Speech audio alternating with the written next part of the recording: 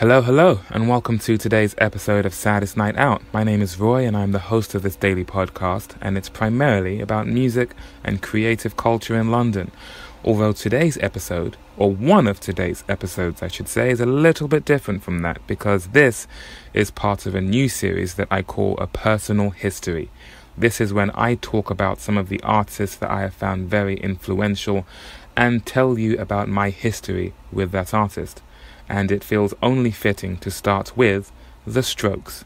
So, who are The Strokes? We'll start with their introduction on Wikipedia, because whenever someone's discovering something new, it's not uncommon to start by searching for it in Wikipedia and seeing what's said about them on there. So, according to Wikipedia, The Strokes are an American rock band from New York City. Formed in 1998, the band is composed of singer Julian Casablancas, lead guitarist Nick Valenci, rhythm guitarist Albert Hammond Jr., bassist Nikolai Fraiture, and drummer Fabrizio Moretti. Following the conclusion of 5 album deals with RCA and Rough Trade, the band has continued to release new music through Casablancas' Cult Records. Met with widespread critical acclaim, The Strokes' 2001 debut Is This It? Helped usher in the garage rock revival movement of the early 21st century and ranks number 8 on Rolling Stone's 100 Best Debut Albums of All Time, number 2 on Rolling Stone's 100 Best Albums of the 2000s, 199 on Rolling Stone's 500 Greatest Albums of All Time, and number 4 in the NME Top 500 Albums of All Time. This is a very highly regarded rock band. So that's the general impression of who The Strokes are.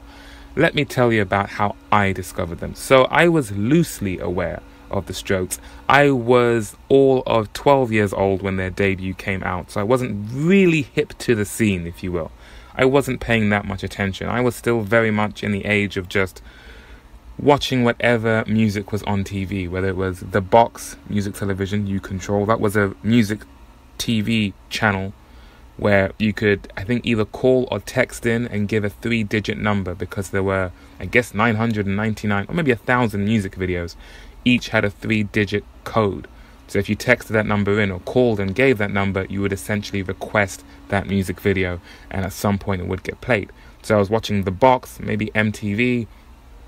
There was a time when Channel 4 played a lot of music and had Pop World and things like that. I was just somewhat aware of music, but I wasn't really focused on it or really taking anything to heart. I was a big fan of Top of the Pops, to the point where I would get Top of the Pops magazine or Smash Hits magazine, but I wouldn't quite get NME. So I wasn't really into rock music.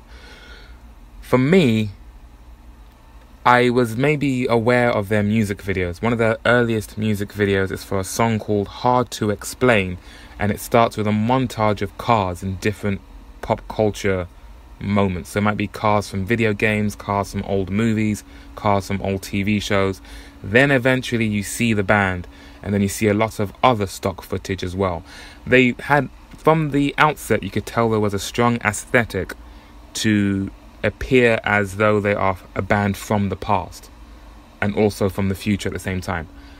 In fact, I think in one of their interviews talking about the sound of their music and their debut album, Julian said to the producer of their first album, Gordon Raphael, that he wants to sound like a band from the future sent back in time, or maybe it was a band from the past sent to the future. But there's something very retro-futuristic about them. So I was loosely aware about their video for Hard to Explain. I probably saw the music video for Last Night, which is just them performing on a stage, and it's the live recording from that.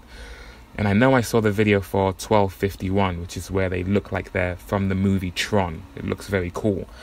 But it wasn't until their third album that I was really paying attention. That album came out in January 2006, and the campaign for it was started by the song Juicebox. Now, I was working at a Virgin Megastore, which, for those of you who weren't around in those days, that was a music store. It sold, I think there might still be, no, I think it's now HMV. That's the prevailing music store at time of recording, because that tends to change. But Virgin Megastore, I was living in Exeter. There was one major Virgin Megastore there, and I worked at it. It's where we sold, you'd buy DVDs, you'd buy video games, you'd buy CDs, you'd buy books, you'd just buy basic pop culture, media, etc. This is before Netflix and Amazon Video and things like that really took off. Maybe it's around the time YouTube was just starting. I can't quite remember. But I was working upstairs at the music counter, and Juicebox would play quite often over the stereo at that store, and I could see the Strokes section of the CD racks from where the counter was. And the cover for their debut album, Is This It?, is a leather glove on someone's butt.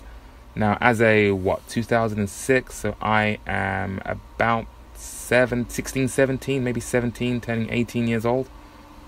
That cover was like, that seems interesting, and I liked the songs that I had heard.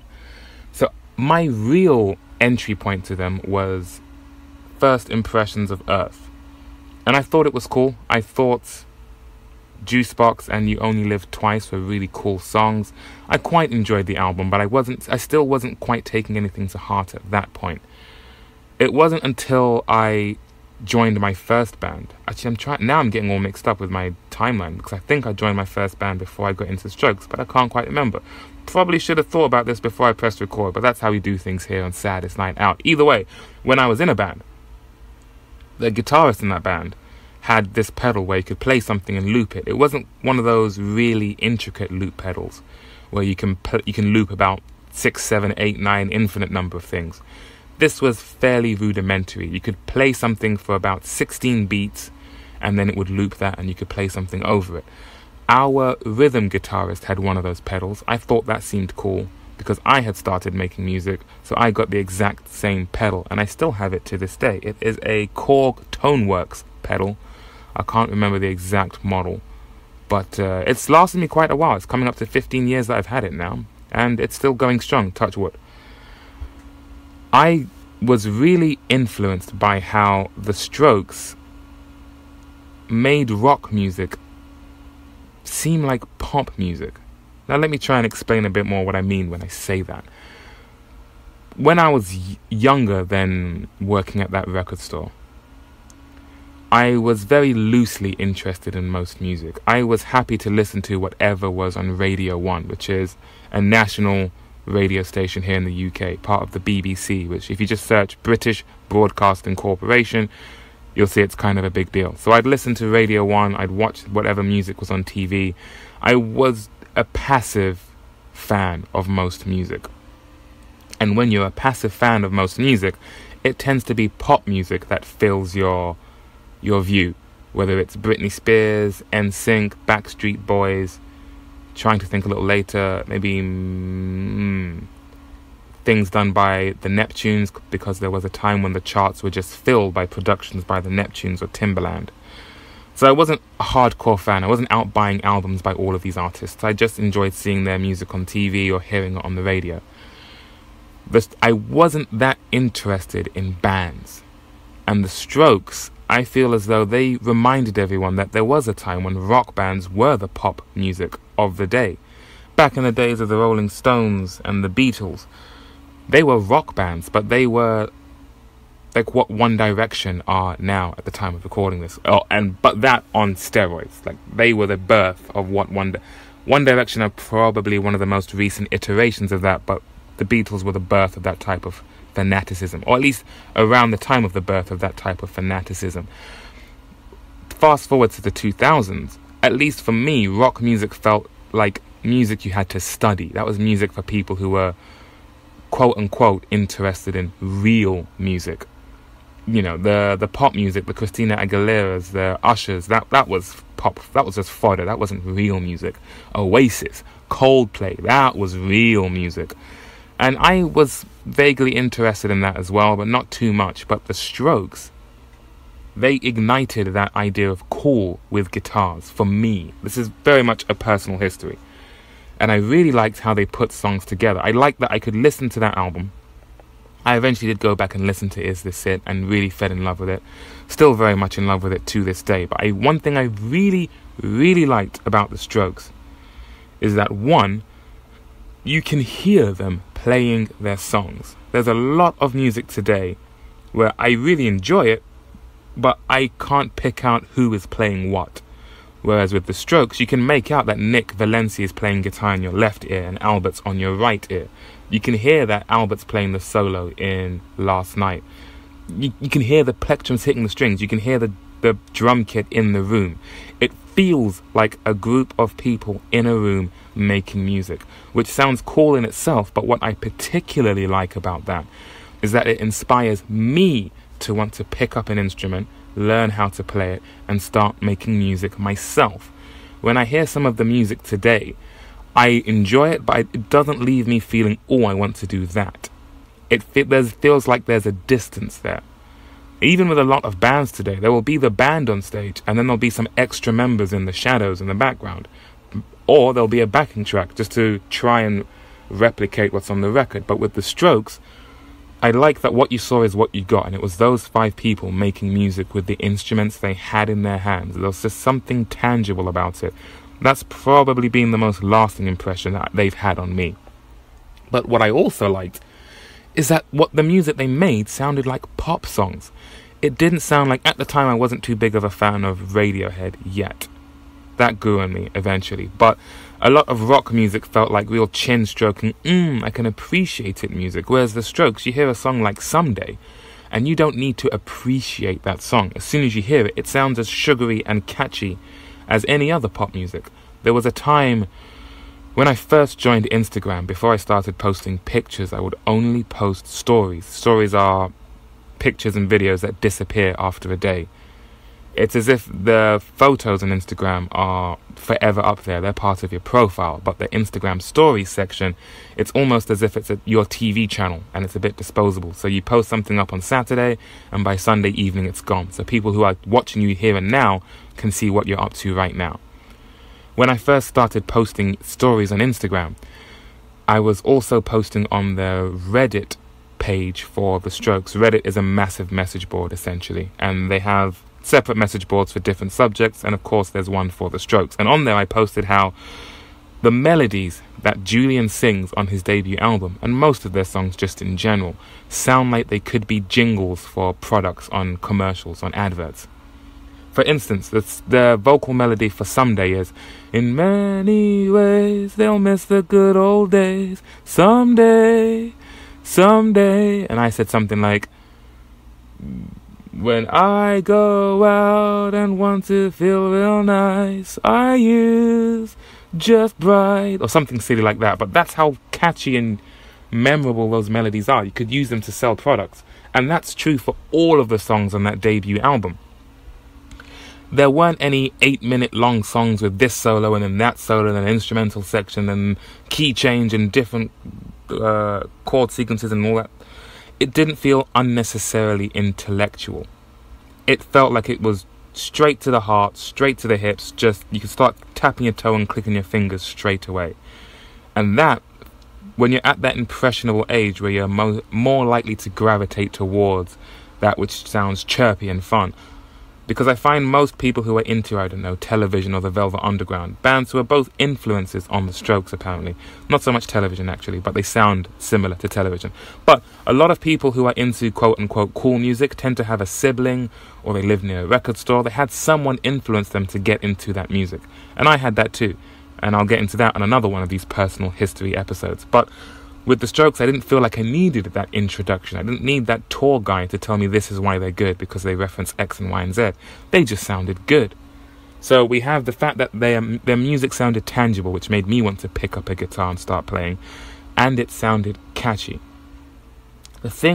Another thing I really like about the Strokes, which I think might be my favourite thing about them, is that Julian, the singer, apparently he studied a music course in classical music and composition. Later on in their story, they all went on to make solo albums. And Julian's album, you could almost call it prog rock. He really indulges the more intellectual side of his composing.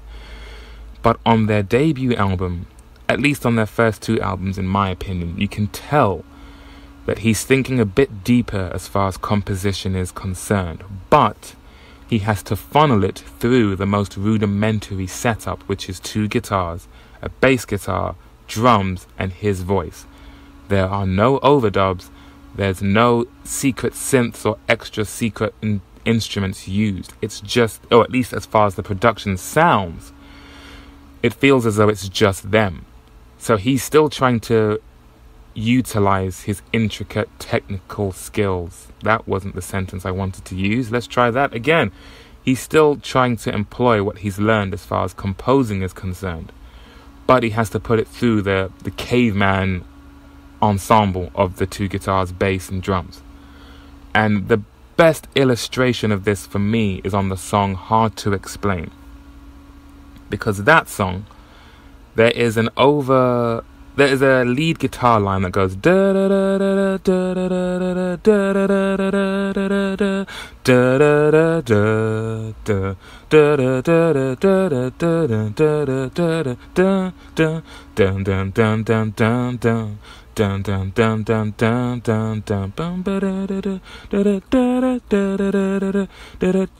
Now, if you rewind this podcast and listen back to what I just sang and count the measures as I sing it, you will count that there are 9 measures.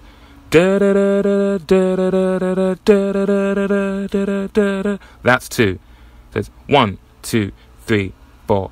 1, 2, 3, 4. And if you go through all I just sang in that manner, you'll count that there are 9 measures. That's an odd number of measures. Typically, you would do 8. But this is the testament to the genius of his songwriting at this stage. He's trying to do something different, but make it seem as though it belongs there. Because if it was 8 measures, that lead line would go measure 2,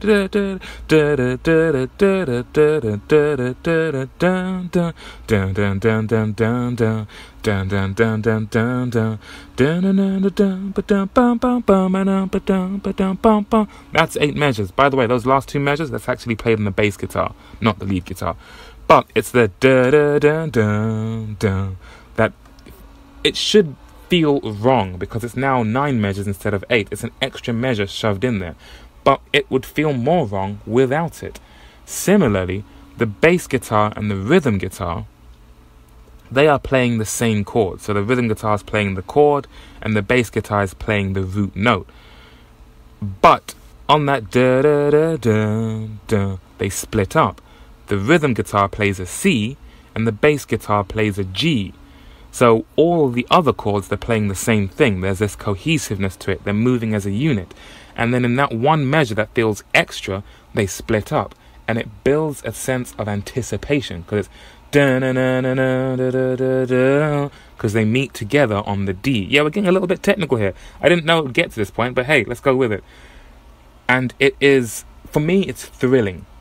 But it's so deceptively simple, because it still just sounds like a rock band. And when it comes to rock bands, and this is one of the other many influences that the Strokes have had on me, there is this overriding stereotype that rock bands are a group of people who just picked up guitars, started strumming, just jam together, whatever happens, and I guess they're a band now, they've got a couple of songs and away they go.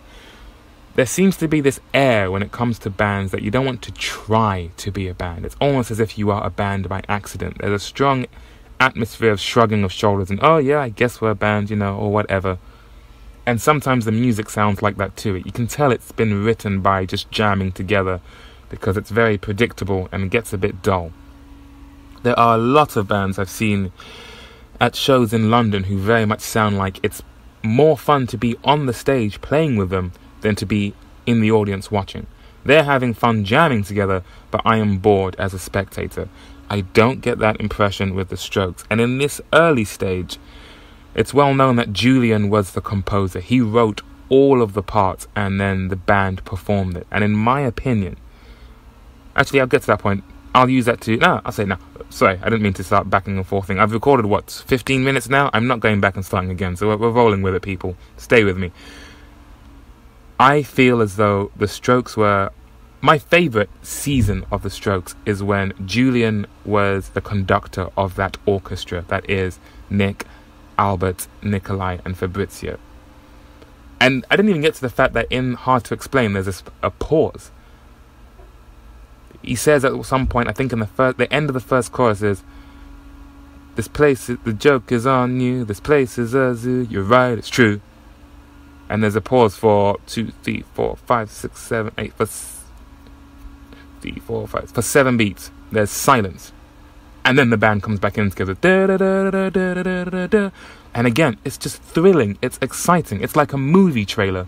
It's like one of my Kill Bill Volume 1 was the first Quentin Tarantino movie I really paid attention to because the trailer was so cool. Uma Thurman's in the yellow and black outfit, which is a nod to Bruce Lee back in the day, and it's got this dun dun dun soundtrack to it. It's just a 2-minute trailer, but it sounds so exciting. That's what this song feels like in a song, played with guitars. And that is very much what I try to emulate in my music. There was a time when I wanted to put posters up advertising my band, and it would say something along the lines of, like Daft Punk meets The Strokes, because what I want to do, I very much adhere to the idea of sticking to that rudimentary instrument setup.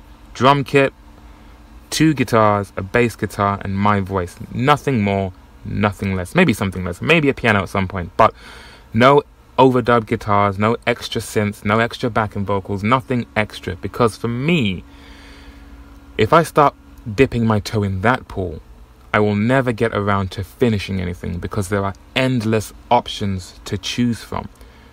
I like having those set limits because now you only have 2 hands, you only have 10 fingers, or 8 fingers, 2 thumbs, if you have all of your limbs and digits. You have to make something work with just that. That's the approach I try to bring to my music as well. No, you are limited in what you have, so you have to employ your imagination to make something interesting with it. There are so many mediocre songs that have cool synth sounds or drum machines or whatever to try and paper over the cracks of uninspired writing. But for me, I'm not a great singer and I'm not the best guitarist, so I have to really think about how I put the song together for it to be worthwhile. And that's something I got from The Strokes. And all of this is without mentioning just how much they defined cool post-2000. Do a search for The Strokes and look at any picture of them and you'll see exactly what I mean. They just look like they are a rock band. And to this day, you can feel lasting tremors of their influence on fashion, on style, on the culture at large. The Strokes were a complete meteorite that just changed everything. I wasn't paying attention when they changed everything, but I definitely noticed the aftershocks. If you ever see anyone in Converse shoes and skinny jeans, the Strokes weren't the first people to do it, but I can bet money they influenced the person wearing that, or they influenced the person who influenced the person you see wearing that. They arrived at a time when there was more of a stranglehold on what got broadcast to the masses. Now, everyone has a blog, everyone has a podcast, everyone has a SoundCloud or an Instagram or a website or a YouTube channel. There's 1,000,001 places trying to tell you what's in and what's cool. So if something truly cool comes along, it's a lot harder for it to get the reach that the Strokes had at the start of the decade. Because back in the days of the Strokes, there was no YouTube. Back then, going to see gigs was like the night out. Whereas now, you have just as good a time staying in watching Netflix or playing video games as going out to a show. Back then, going to gigs was the thing. And the Strokes gave you a reason to want to go to gigs because you thought, oh, I could see something as cool as that. Now,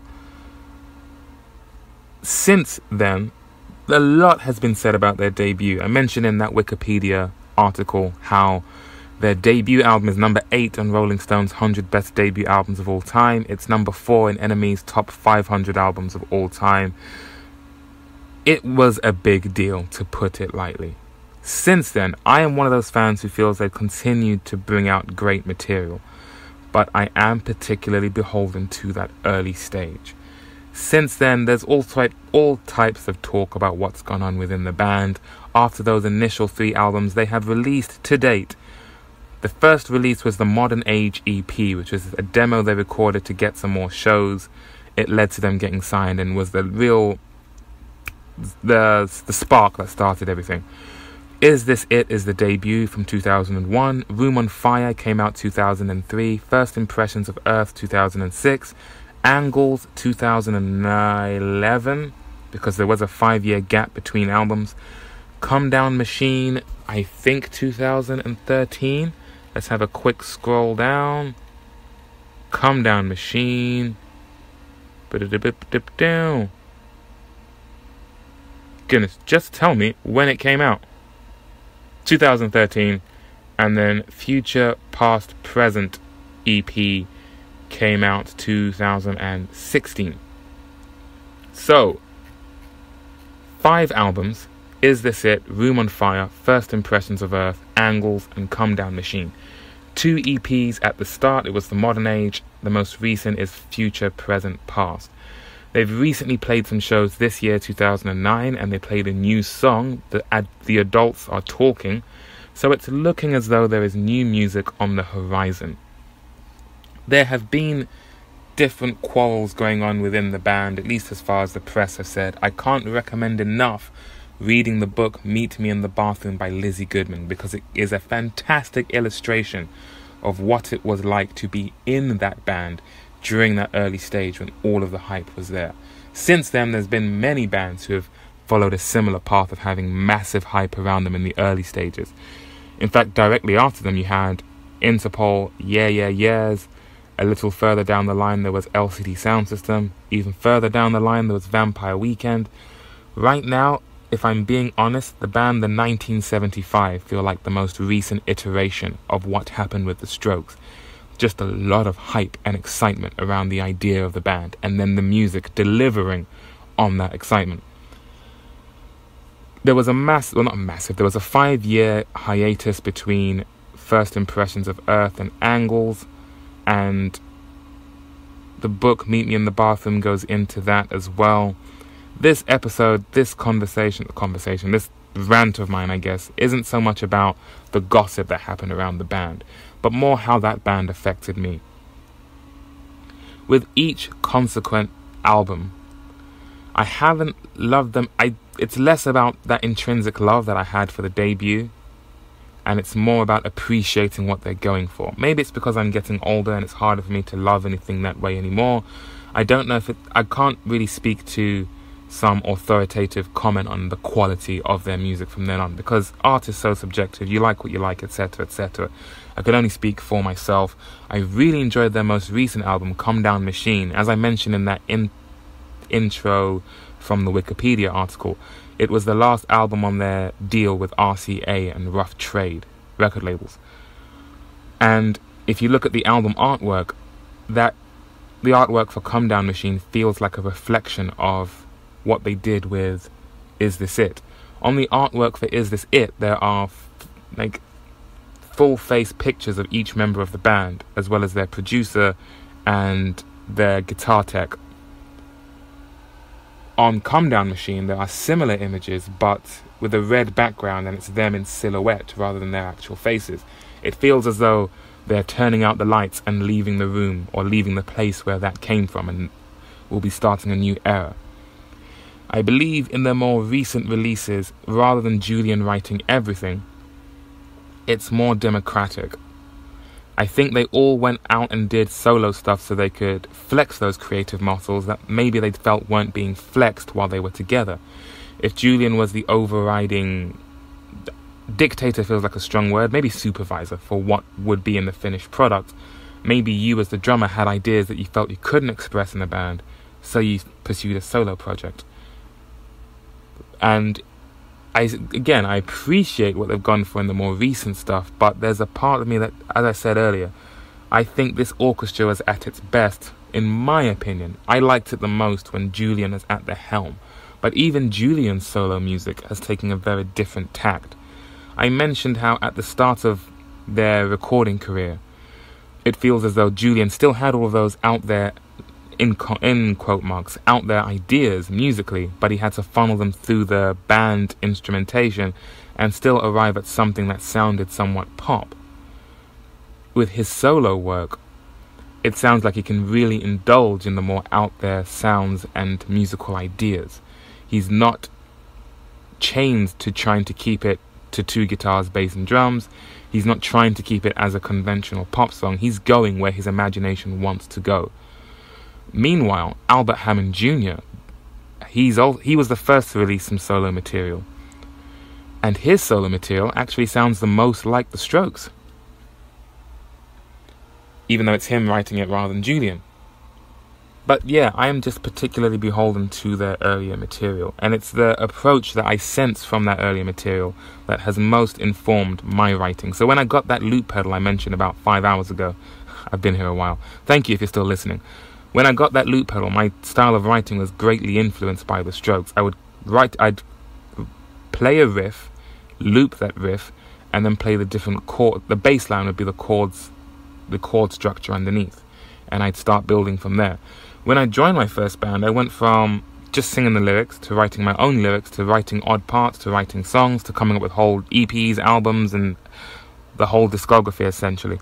That never came to pass with that band, but it's music I'm still clinging to now because I love it so much, and I'm now building upon it and putting it out there, at least in performance terms anyway.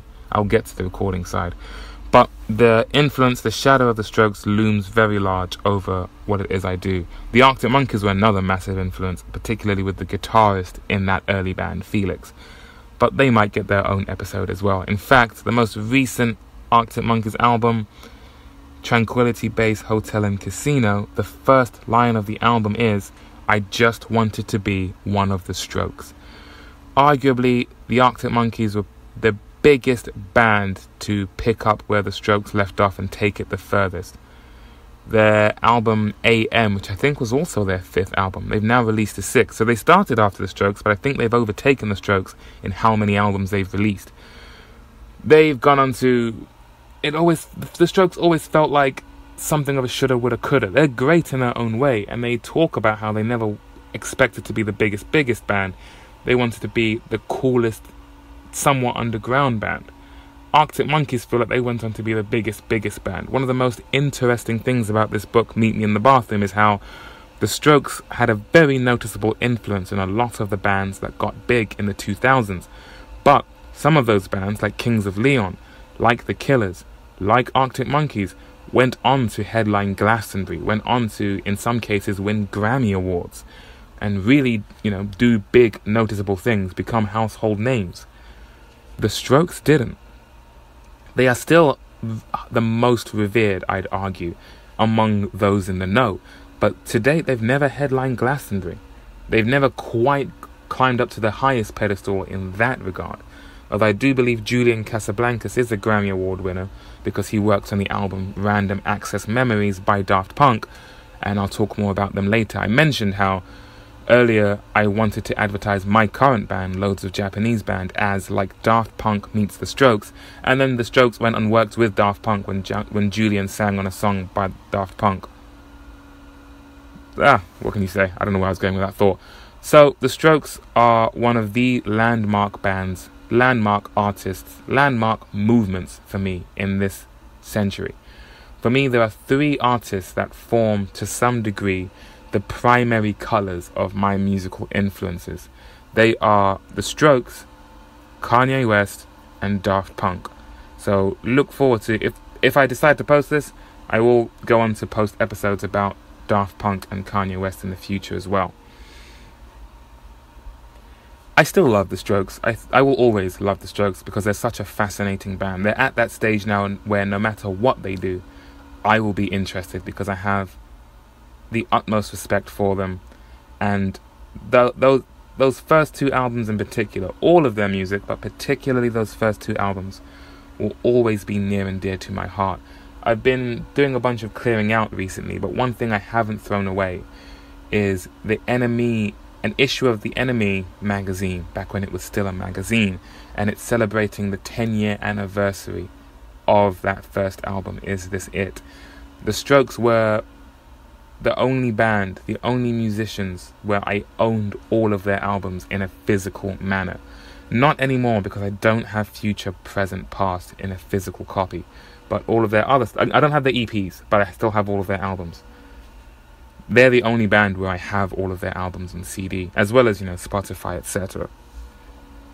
For me, they will always be the most definitive idea of cool in the 21st century. I will always hold their music writing in general in the highest regard, particularly those early albums. Yeah, The Strokes, my favourite band. I say that with my full chest. Without any umming or ahhing, no one of, they are my favourite band. And I've still never seen them live. It's weird, I've never seen them live. They are my favourite band, but I'm not actually in any hurry to see them live. There's a part of me that likes the idea of them more than actually going to see them live. In fact, they played London at All Points East Festival earlier this year, and as great as it was to see them on stage again, most of the comments after the show were about how bad the sound was. It wasn't loud enough. All Points East Festival happens in Victoria Park, which is surrounded by residential areas, so they are limited to how loud they can be, which can sometimes affect the crowd. And it looks like it did, particularly for the Strokes, which is a shame. I think it was episode 86 where I thought the Strokes were going to be playing a secret show, and the word was out that tickets were available if you had to get there early. So I was in that queue, and I recorded an episode of being in that queue, everyone lining up and hoping we'll get tickets, only to find out that the whole thing was a hoax and there was no Strokes show. That's how important that band still is. That room was full of people queuing up on a rumour that the Strokes might play London. And that rumour turned out to not be true, but that's how much love there is for that band. I think they are in that most upper echelon of musicians. One, where their name is and will forever be used to describe future artists, the way that if you're a solo male R&B performer that can sing and dance, Michael Jackson will get brought up. If you play guitar, particularly with a lot of chorus, there's a good chance Prince will get brought up. If you're a band that sings harmonies, the Beach Boys are going to get brought up. The Strokes are that type of band. They are just part of the language that's used to describe rock music. And that is an achievement that belongs to an elite few. And I think the Strokes belong there. And I look forward to, one, their enrollment, their induction to the Rock and Roll Hall of Fame, because that's got to be coming at some point. But also there was a TV series called Classic Albums that would go in deep on the making of an album. You would hear songs from the album, and then you'd hear stems, which I mentioned I think last episode. Stems are the individual tracks that go into each song, so it might be just the guitar, just the vocal. There's episodes with Jimi Hendrix, or about Jimi Hendrix albums, about Nirvana, about Jay-Z. I think there's got to be an episode about the Strokes. Is this it? If you've never heard of the Strokes, I highly recommend you go and check them out. I'd recommend listening to them in chronological order. If you can listen to the Modern Age EP, do, but I'd say start with Is This It? And be prepared to hear 11 songs that sound very similar, but they touch on a vibe. There's something nostalgic yet futuristic. It's catchy, it's got a rhythm to it. That's another thing about the Strokes. They seem to unshackle rock and roll from that dad rock type of vibe. Think about Oasis or Coldplay. In the early stages, you can't really do much dancing to those bands. You can't not dance to Last Night. It's got a boom ta boom ta boom ta boom ta. That was there in the early stages of rock, but seemed to get forgotten around the 90s. But the Strokes brought that back. This episode is already 38 minutes. It could be 3 hours. So I'll just end it there. Thank you very much for listening to anyone who has. Do go and check out the Strokes. I hope you enjoy this. And yeah, if I get around to it, and I will get around to it, I'll do some more episodes about other artists that have influenced me. It's not so much about a cohesive chronological retelling of their story. You can always go to Wikipedia, or as I mentioned before, Meet Me in the Bathroom by Lizzy Goodman. I can't recommend that book enough. You can check out the official story about the Strokes for yourselves. This was more about my story with the Strokes. So thank you for listening, and I'll catch you on the next episode. Take care.